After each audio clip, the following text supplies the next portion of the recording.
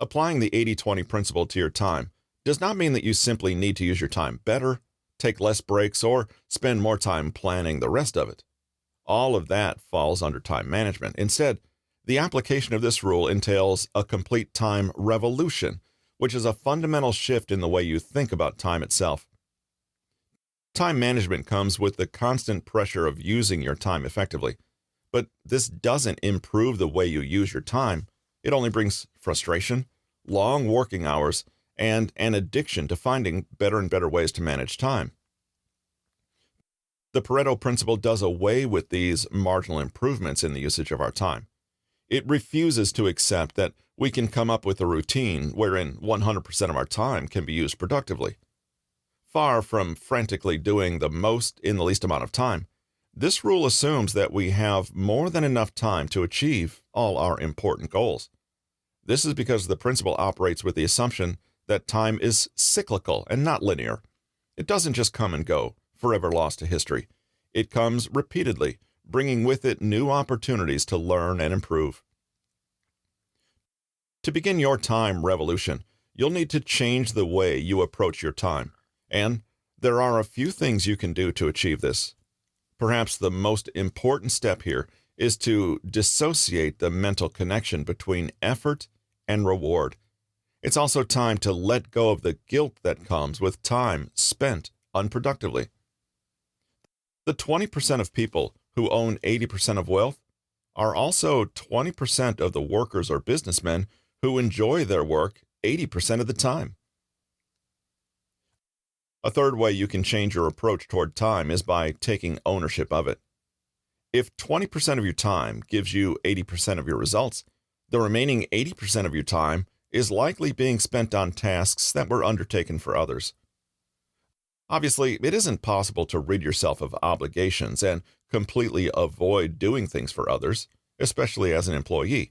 However, the takeaway here is that you should spend your time in ways that you and you alone deem appropriate. Rather than merely finding creative ways to squeeze in as many non-essential activities as possible, ask yourself how you can shape your work so that you have more power to eliminate or delegate those non-essential tasks entirely. Once you've given yourself some time to think these steps over and incorporate them into your mindset about time, you'll be ready for the next phase of your time revolution.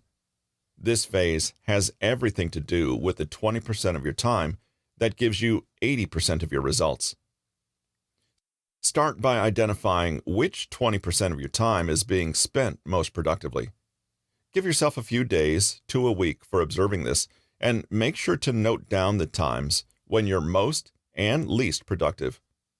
There are many tasks that are generally of high value, and which are likelier than others to produce many times the output of the time you spend doing them. While assessing the ways you spend your time, you might well find a large degree of overlap between these general high-value tasks and the ones where you're at your most efficient. These include tasks that further your assumed purpose in life, things you've always wanted to do, things that you already know will give you more results than the effort you put into them, and tasks where you're given free rein to apply your creativity. On the other hand, tasks that are a huge time sink are those which you aren't very good at or don't enjoy doing. They could be the ones where your collaborators are inefficient, or tasks that can only be done a certain way and have no space for creativity. This is not to say that you should never bother with tasks that you aren't already an expert in, or that you shouldn't spend some effort trying to improve a situation before abandoning it because it's not 100% as you'd like it. Rather, it's about realizing that you're in charge. Sometimes the best way to optimize something is to not do it at all. As the common 80-20 wisdom goes, you'll need to double the time you spend on your high-value tasks while reducing time spent on the low-value ones. While this won't give you 160% of output, it will still increase your overall productivity exponentially. Try and delegate most of your low-value work and work during times of the day you're most productive at. So if you're someone who likes sleeping in, waking up early to increase your productivity will likely not work. One thing to keep in mind here is that even with an awareness of the Pareto principle, it can be difficult to escape the tyranny of the 80-20 distribution, wherein 80% of your time is spent on low-value tasks. The best way to ensure a good chance of breaking through this barrier is to spend your time in the most unconventional and eccentric manner you can. Don't waste your time doing the decent things that are expected of you and weigh you down. Instead, think of all the ways you could do things differently than you do now, without making such a shift disorienting and impossibly difficult. Here's an example of how this works. Let's say you're a consultant who has managed to earn millions of dollars from your job, and you've now started your own venture. You'd be forgiven for thinking that your every waking moment will now in some way be spent on tasks related to this enterprise, yet you could quite as easily let your other employees work 70 to 80 hours a week and take a more laid-back approach. Obviously, this would make you a terrible boss and human being, but it does drive home the point that a lot of our assumptions about work, business, and success are just that, assumptions. Truly thinking out of the box means questioning the old scripts. For example, that a successful person is necessarily one who works themselves to death, or that if you achieve one level of efficiency and success, you're compelled to immediately seek out the next level forever. The key to this approach is not to constantly be doing something all the time, but learning to delegate work between your top employees who will likely themselves delegate it further. Remember, the 80-20 principle is one that requires a nonlinear mindset. You're not necessarily being lazy by turning certain tasks down and refusing to constantly plow forward, any more than you're being effective by taking them on. Attend only the most important meetings. Set objectives that need to be met. Provide ways for those objectives to be achieved, and let the others do the work. You may discover plenty of people who are still laboring under the misconception that endless busy work will lead to success. Try not to get sucked into the pointless bureaucracy that comes with this approach. The most important thing you need to do is decide which tasks to delegate in the first place. If you've been reading this book attentively so far, you'll have an easy time selecting the most important ones using assessments of your business through the 80-20 principle. But how you spend the rest of your time is up to you. You can play golf, read novels, travel the world, and do what your heart desires. The main barrier to overcome here is not the sheer amount of work itself, but the need to be constantly doing work to feel accomplished. This last tip is in line with the previous one, and it is to remember to not be afraid of taking time off. If you feel burned out, overwhelmed, or excessively stressed, realize that 80% of your time is spent on expendable tasks anyway. Skipping some of them will do you absolutely no harm. 80-20 personal finance. Personal finance is one of the biggest worries in any adult's life, be it keeping your expenditures under control, tracking and managing your investments, maintaining a budget, ensuring you save enough, or something else. A lot of money is at stake. This makes any decision related to finance an anxiety-driven one. However, if you can learn to utilize the 80-20 rule while making key decisions, a lot of this anxiety can be alleviated. You'll be surer of your outcomes, more confident in your management of your finances, and most likely much richer as a result. There are three main areas of personal finance where the 80-20 rule can provide you with rich dividends. Quite literally, these are your investments, expenditures, and savings. We'll explore these in the same order. It's no secret that investments and not high employment income is the key to becoming wealthy. The earlier you start investing, the longer your few good investments can provide you with good returns. As with the other areas of your life, 20% of your investments are going to generate 80% of your profits. What you need to do is find the most productive 20% investments you can possibly make and determine how to go about doing this. The very first thing you want to do when it comes to investments is to take charge of them and make them yourself. When you take the help of advisors and money managers, you minimize the chances of reaping the superior rewards that come with discovering and investing in the few high-performing assets that generate most of your profits. Instead, such managers tend to take a much safer approach while absorbing a lot of your profits in the process. They minimize risk by investing in a broad spectrum of media, such as stocks, bonds, real estate, etc. However, the first tenet of enjoying superior returns through the Pareto principle is building an unbalanced portfolio. Unbalanced portfolios lead to the second step of our process, which is to restrict your investments to only one medium, the stock market. This is primarily because investing in the stock market requires the least expertise. Most of the other options will require you to spend substantial amounts of time studying them and then making informed decisions. However, you can invest exclusively in blue chip stocks that are safe, well established, and have a reliable history of performance and still reap extreme rewards. The key to getting the most out of these blue chip stocks is to invest in them for the long term. There's no need to move your stocks in and out of your portfolio unnecessarily unless they're guaranteed to lose you money. Invest in stocks with at least the next decade or two in mind. Investing for the short term takes you into territory where you're making unreliable gambles. This could well lead to the opposite outcome than you're looking for, and so it makes sense for you to refrain from risks you don't need to take. Another tip for investing that heavily relies on the Pareto principle is value investing. Value investing is the practice wherein you purchase stocks when the market as a whole or particular stocks are valued much lower than they're worth. So if the market is low and most people are hesitant to invest, that's when you should be investing the big bucks into the market. Conversely, when everyone is keen on investing, that's when you should be wary and hold back your funds. Strategies like these are why 80-20 thinking is unconventional. It advises you to go against the tide.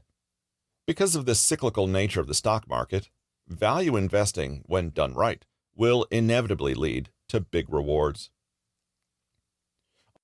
All the tips we've suggested so far converge into our next suggestion: invest in stocks that are connected to fields you are a relative expert in. These could be shares relating to the industry you work in, where your hobbies lie, or any particular interest of yours. So if you like cars, you might want to invest in automobile companies that are trading publicly. Even if you don't feel like an expert in any particular area, it pays to stick to one area and familiarize yourself with that industry rather than diversifying your options. A list of techniques revolving around using the 80-20 principle effectively would be remiss if it didn't recommend the elimination of underperforming assets, and this applies to investments as well. If the value of any share falls by more than 15% of the price you paid for it, sell that stock immediately. If you wish to buy it later, wait a week to ensure that the price has stopped falling. Many fortunes have been lost to a mistaken sense of loyalty toward particular underperforming stocks. Make sure you avoid that error. After investing, the most important area where you need to apply the Pareto principle is in relation to your spending habits, savings, and budgeting. Regarding these, there are two 80-20 rules which will come in very handy for you. First, 80% of your wealth will come from 20% of your efforts with money. Remember, low effort and high value. So, in fact, only a limited amount of actions will generate your wealth. Second, living within or below your means on 80% of your total income and saving the remaining 20% will be the key to building your wealth substantially. We'll start with the second rule first. The idea here is to take everything you spend your money on in a typical month: food, rent, charity, insurance, petrol, personal expenses, etc., and restrict the overall expenditure to 80% of what your household makes every month. The remaining 20% of your income should be dedicated toward either savings or generating passive income. This can mean you invest a little every month into your retirement fund, put it into the stock market, pay off debts, etc. Of these, if you have debts, it's absolutely essential for you to meet the minimum payment for every single debt you owe. It's advisable to go about 10 to 20% above your minimum payment because the longer you owe money, the more you lose. If you follow this pattern for a year, you'll end up making one whole extra payment for that year. This can reduce debts, like mortgages, by several years. Paying a 25-year mortgage using this rule will resolve your debt 3 years earlier than expected. While it's important to know what you should be doing to increase your wealth, there are a few very common things people do to cut spending, which you shouldn't be doing. The first of these is cutting discretionary spending. This could apply in a variety of ways for you. Maybe you reduce how much you eat out, or skip that movie you've been wanting to watch at the theaters. You might also cut down on some of your media subscriptions.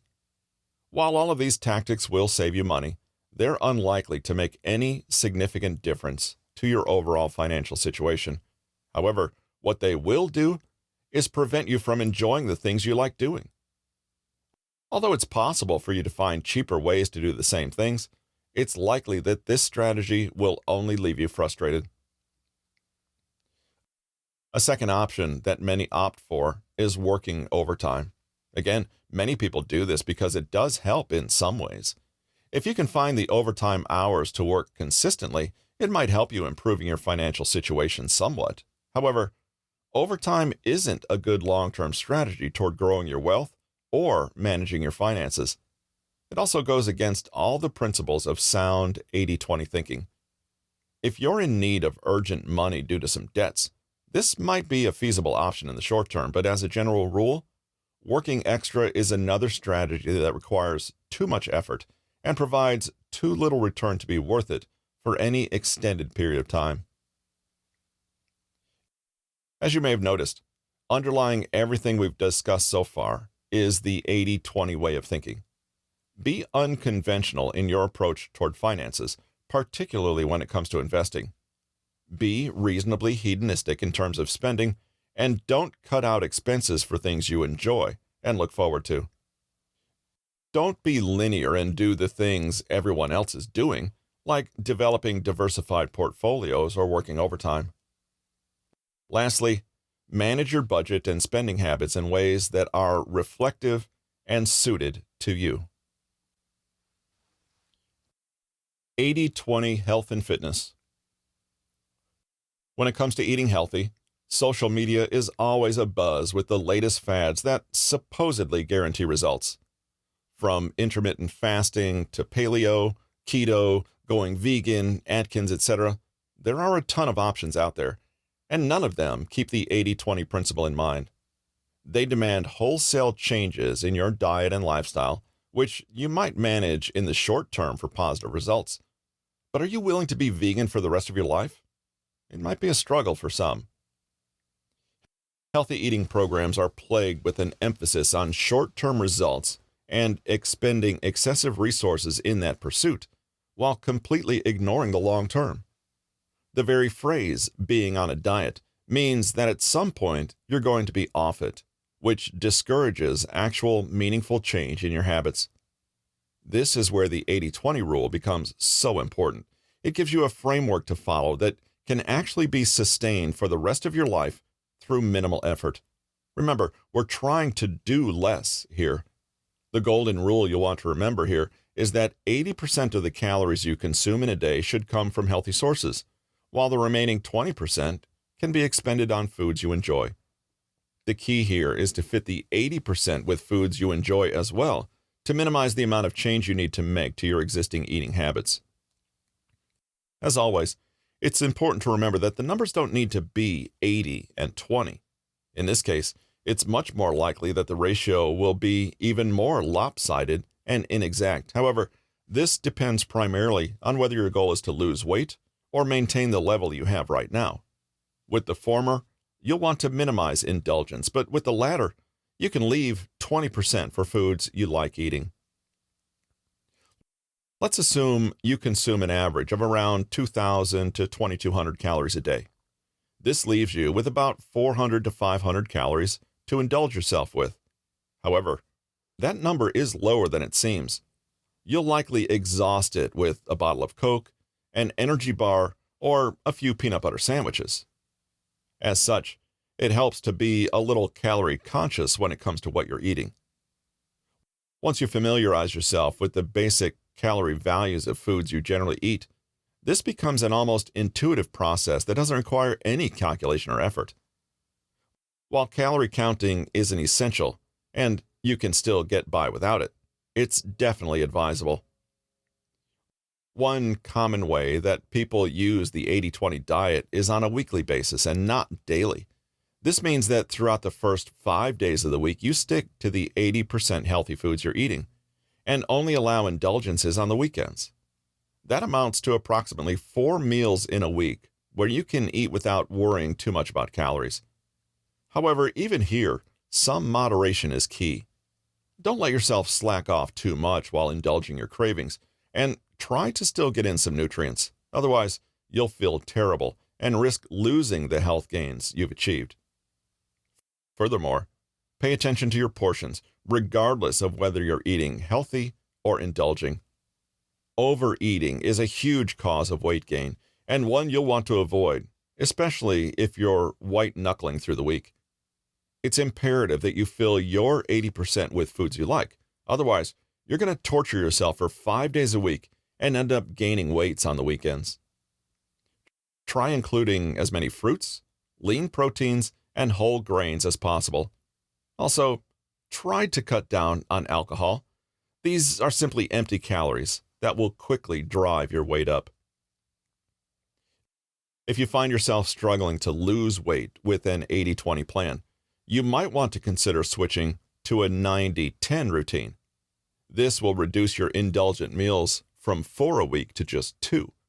This might not be necessary if you're simply looking to maintain your current weight, but more healthy eating is always beneficial if you can manage it. Lastly, if you can, add some exercise to the mix. This will aid your weight loss efforts significantly, not just because of the burned calories, but due to improved metabolism from increased muscle mass. The 80-20 rule applies here as well, as 20% of exercises lead to 80% of your results. As such, you won't need to spend too much time exercising if you're doing it well, but it's another habit that will go a long way in getting the results you desire. 80-20 organization. Most of the time, we find ourselves in a situation where we have a multiplicity of tasks we need to complete. However, because we only have so much time, we only end up doing a few of those. The tasks we don't finish get put off for the future, and they stay at the back of our minds as we scramble to find the time to do it all. Yet, most of these tasks that we've been putting off or meaning to do, but just haven't managed to, are part of the unnecessary clutter that's polluting our lives. Most of them are not nearly as important as we might have initially thought, and we can likely do away with them without any adverse consequences.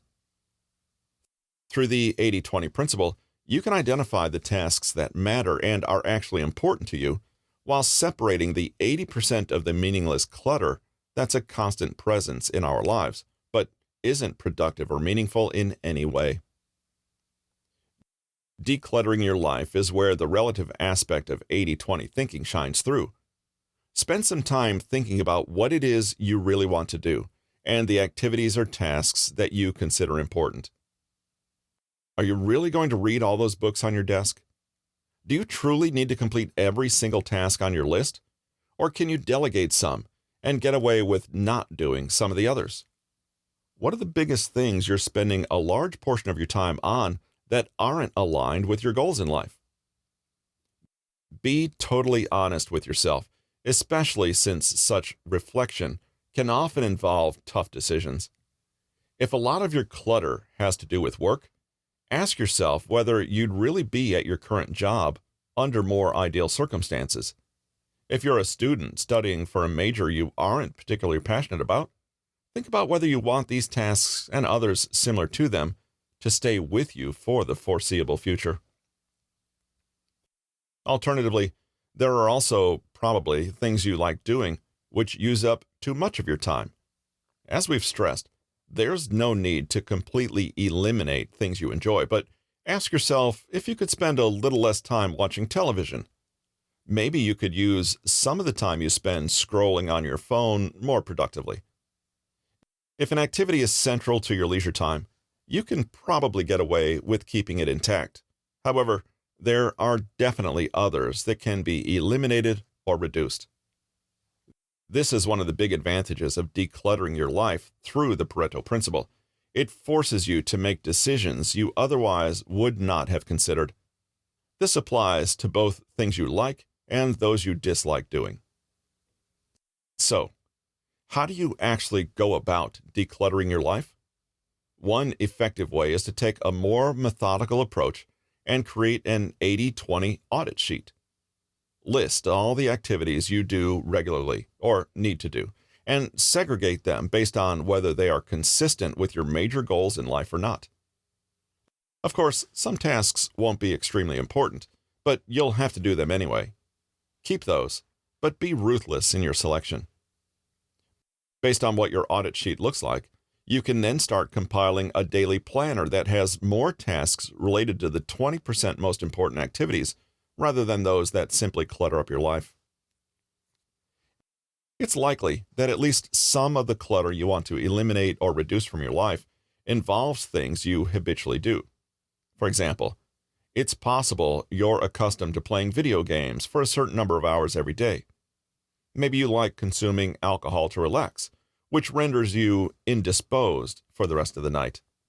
Eliminating clutter like this can be hard because of the role it plays in your routine and the urge that overcomes you when you miss it for a few days. To beat that urge, the 30-day challenge is a great technique to use. Essentially, what you need to do is write down the habit or task you want to eliminate and note down the date you've started the challenge. Make a column for date of completion and fill it 30 days after you undertook the challenge, and reflect on your progress. Did you manage to cut the habit? Though this technique might sound overly simplistic, the reason it works is because 30 days is usually enough to break a routine. If you stick to your goals and manage to not do that activity for 30 days, it's highly likely that you won't feel the urge to do it after the month has passed. Of course, clutter is not just our behaviors or habits, but the physical and material untidiness around us. The 80-20 principle can help here too. Your external surroundings tend to mirror your inner environment. Have a look at the places in your home or office where you spend the most time, and then consider all the objects you interact with most. Look at objects and ask whether they add anything to your life or are merely taking up space.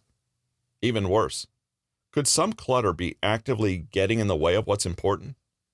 Imagine that you spend 80% of your time using or enjoying just 20% of all your worldly possessions, or that just 20% of your things are supplying 80% of your happiness or convenience. Can you identify that 20% and let go of some of the things that contribute nothing? The last important item to remember is to replace this clutter in your life with not just things that make you happy, but that also help you further your most important goals. This has been 80-20 Your Life. Get more done with less effort, time, and action. Written by Nick Trenton, narrated by Russell Newton. Copyright 2020 by Nick Trenton. Production copyright by Nick Trenton.